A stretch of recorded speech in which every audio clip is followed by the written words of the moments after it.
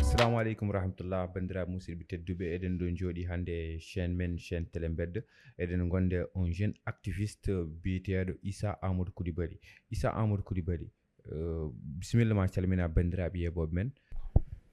Assalamu alaikum rahmatullah ta'ala wa barakatuhu. Mi salminimon no feewi, mi yettimon e aussi mi yetti kadi gargol mon kadi ɗo en no feewi.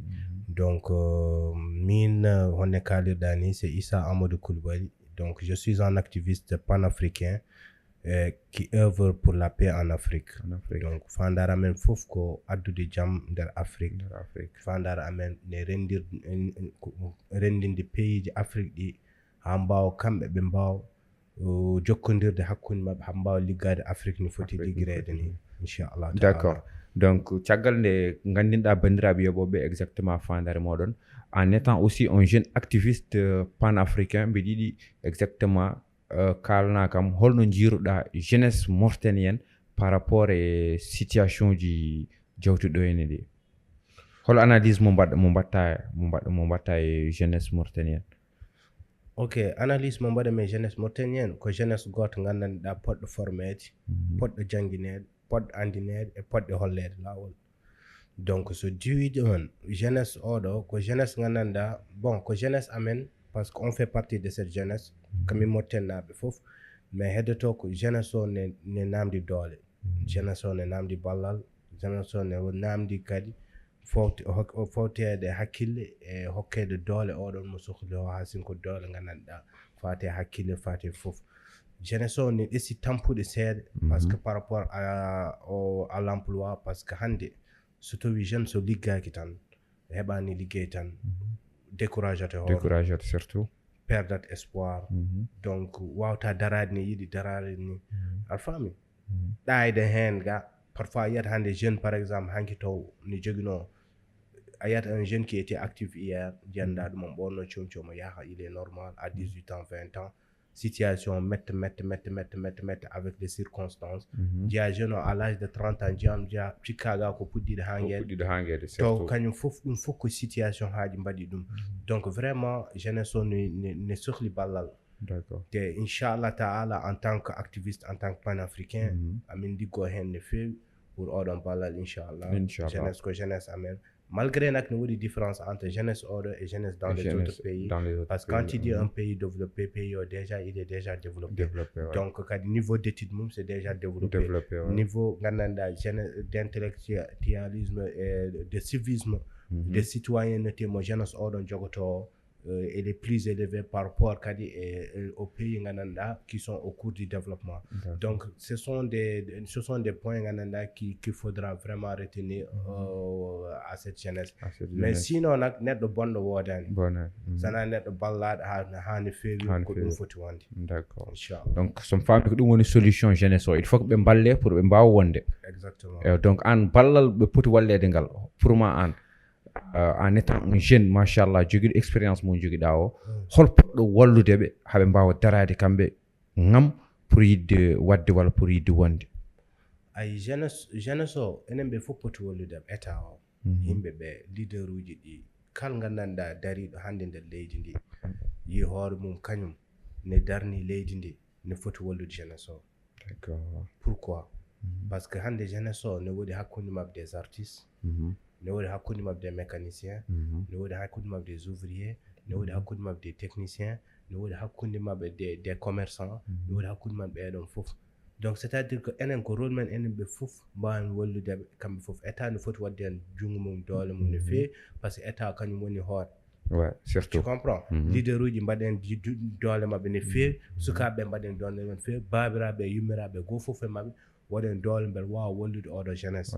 Parce que a yiyat sukaɓe hande ils sont intéressés par la musique, ils sont intéressés par le cinéma, ils sont intéressés par beaucoup de choses. Donc ɓeɗo hande musique mabɓe intéressé o so tawi ɓe keɓani hen kaɓe cohli ko ɓe mbawta yaltude hen. Donc enen eɗen poti walludeɓe ne guddintaneɗen laaɓi ne mbawa yaade to woɗɗi ne mbawi andede so taw kadi jomum ne jogui talent kadi yimɓe mbawa wadde le maximum possible mbawa yaltidde oɗon talent. So taw jomum kadi ko cinéma yiɗi wadde kadi yimɓe mbaɗa le maximum possible bel oɗo kadi wawa wonde un acteur du cinéma international pourquoi pas Chris Brown mo nanata o Michael Jackson mo nanata ɓe Usher mo nanata mais c'est juste des artistes c'est des êtres humains comme nous aɗa faami kamɓe goni ko an jeune mauritanien aɗa wawi wonde plus que ça mais ɗum ɗo foof namdi koye détermination ɗum ɗo foof namdi kadi koye ballal aɗa faami ɗum foof namdi kadi koye motivation namdi kadi koye conviction donc jeunesse o hannde yaɓe nganndu kala ko ɓe mbannaani koye maɓɓe alaa baawɗo waɗande o fof kala ko wannaani hoore mum alaa baawɗo waɗandemo ɗum donc yo tinno hoore mum daro anndu ko yiɗi anndu no foti waɗirde ɗum jannga no foti janngirde ni waaw Allah walla ɗum kadi ne waawa yettaade to foti yettaade donc Issa Amadou Coulibaly min nani haala ma ko kalɗa ko déjà c'est quelque chose de bien so mi faami onon en étant un activiste panafricain ko ɗum woni fandare moon genre si pour éveiller les jeunes voilà pour éveiller la jeunesse ko ɗum woni haare moɗon minen haare amen c'est pour éveiller la jeunesse haare amen ko haare international c'est haare gandanɗa ko pour rendinde pays ji africain ji ɗi mais min en tant que mauritanien mbeɗa andi souci ji probléme jeunesse gonɗi ɗo en donc min ko min foti tampude e jeunesse mauritanie tu comprends han mi yaade mbeɗa haala probléme Afrique voilà donc mbeɗa jogui un pays gandanɗa qui a tous ces problèmes là je dois faire le maximum possible pour les soutenir nde mbawami soutien yimɓe cikat soutien ko haalis wona haalis tan aɗa wawi soutenirde neɗɗo par conseil neɗɗo ne wawi arde toon jogui miijo conseil ya ɗum réussir hen aɗa wawi soutenirde neɗɗo par jangguina on kanum haalis tu l'encadre donc mais haade nde ɗum ɗon foof mi wawa yiide mbeɗa waɗa ɗum mais enen ɓe foof sen ndendi en mbawi wadde ko ɓuuri ɗum neɗɗo goto wawa mahde galle mais yimɓe sappo ne mbawi mahde galle tu comprends donc c'est l'union qui fait la force donc so yimɓe tournima autour de ce point il faut que yimɓe go fof neɗɗo fof bawɗo wonde foti andude que il est important pour sa jeunesse parce que a ƴetti joni par exemple l'exemple le plus simple au Sénégal c'est rare joola e auto jomum ne forma musique occidentale fornatma tan ko musique locale sénégalaise pourquoi parce que ɓe jiiɗi ko wallude ɓeeɗo waɗoɓe musique ɓeeɗo hollirde koye maɓɓe d'abord ɓe kollin ɓeeɗo ɓe bollitaɓe yimɓe mbawa fotade mabɓe hakkille yimɓe mbawa pusde ɓe ne mbawi yarude yeeso donc oɗo combat ça dépend combat gandanɗa enen ɓe foof an e hoorema miño mo joguiɗa galle o aɗa foti jangguinde ɗum pawa ɗum dans le bon exemplaire kollam ce qu'il faut faire motivant e ko waɗata ko goɗɗo waɗa noon la même chose donc mbeɗa andi avec ça quand même les choses pourront changer, Inch'Allah. Donc, avec ça, les choses pourront changer. Amis, chers téléspectateurs, chers internautes, Issa Amadou Coulibaly, un jeune africain, un jeune panafricain, activiste panafricain, en même temps président du mouvement L'Espoir de l'Afrique de l'Ouest. Donc, Issa, min non exactement ya halnam hande min miɗo jeune uji murtenaɓe ɓe gandanɗa hoorema ɓe natti jogade espoir e koye maɓɓe ɓe natti jogade espoir wonde leydi ndi ma change an hol ko mbawɗa conseillé ɓe hen an jeune uji gandanɗa so jeeyi haɓɓi natti jogade espoir mais ɓe tampini koye maɓɓe mais l'espoir c'est la vie neɗɗo tu ne devais pas arrêter d'avoir l'espoir. Oui, mes familles, genre, parce que quand il y a la vie, il y a l'espoir. Exactement. Mais quand, genre, surtout, ils n'ont pas, genre, imagine de wonder, l'indi m'a changé par rapport à la situation de par rapport à certaines guerres de et surtout, aux périodes où il n'y a pas d'élection et tout, il y a sort de teb, il y a fonte de teb, etc. Donc, en hol conseil mon bawda rokkude ɓeɗon sukaɓe en étant un jeune africain hol conseil mon bawda rokkude ɓe ha ɗum ɗon fof wasa tawdeɓe janggo. Ok, arendi ɗon ko ɓuri tampinde jeunesse o ko jeunesse o so yi neɗɗo gandanɗa poids passé o ko ɓenni ko yino rondo ɗum en même temps yiɗe yaade yeeso wawa wonde hande yonti chaque jeune concentre e hoore mum fina femme anda temps koko yeehi anda enen eɗen tardi koye pays gol gandanɗa gonɗen eɗen tardi te pays o pour wawa démarde ne fotino ko goto fof foti wadde hen junggo mum e goto fof ne waɗirata e junggo mum goto fof ummo anda y a pas un sous métier surtout ko élevage joguiɗa nder galle moon aɗa neha pooli aɗa yeeya neha pooli jeeya Tu comprends? Surtout que Bali tu sors ton truc de l'élevage. Donc agriculture batta tu essaies de faire ton agriculture comme il le faut. Donc poulailler batta même surtout ko bocciode njeyata essaye an wadde dum.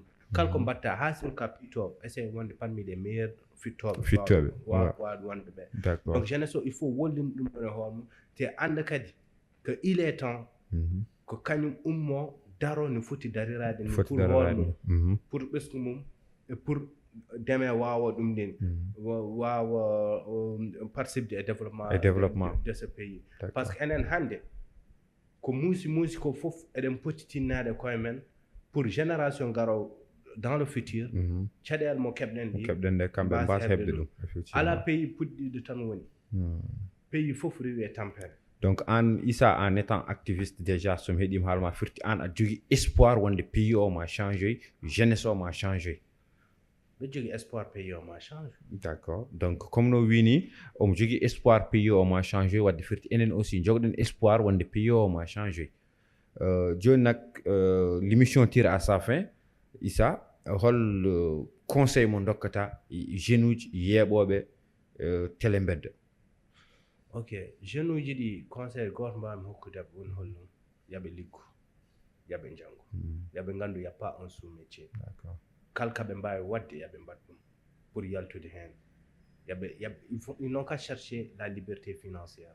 D'accord. Chercher investir des coins investir des besum mabbe dara to poti darade do e harende wona habdude himbe harende ko tinnade hoore mudum oppude gede kew kalko tardinat dum yo wedde dum to en kalko yidi wadde yo wad mais yo wad kalko foti wadde kadi yo andu no wodir yo andu kadi ko wadat ko yato le mojje mum wal mojjani mum alfam an way de tout le chemin d'être artiste il n'a qu'à prendre le chemin d'être un bon artiste yo encadre hormok yo andu ko wadat ko il n'a qu'à apprendre il n'a qu'à voir les autres comment ils font. Donc tout est là. Internet nando yimbe nando jeta tan ne pije internet ne jew n'importe quoi mais internet n'est pas fait pour ça seulement. Internet ça sohli hunde arwa ya do janga ganda ni wodite arwa ya de badon des conseils arwa lire des choses que tu ne connais pas, tu peux comprendre connaître des choses que tu n'as jamais aussi connues. Donc dum don fof on communication gondo don ganda qui arrive à rétrécir le monde parce que le monde yi ha ganda la mondialisation ganda ha devenu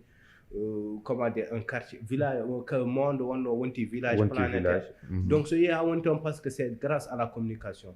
Donc faut gagner du temps. Faire ce qui est important. Sam liggaki yami jango.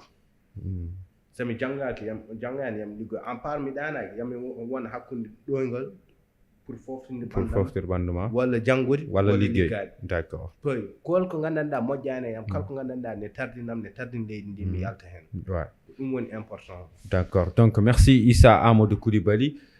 Mbason yejjidde gonnoɗen koye chaîne meɗen Telembedde c'était Powerman aka MHD wonde ɗo e Issa Amadou Coulibaly un jeune africain un jeune activiste panafricain président du mouvement de l'espoir de l'Afrique de l'Ouest. Donc on se dit à très bientôt.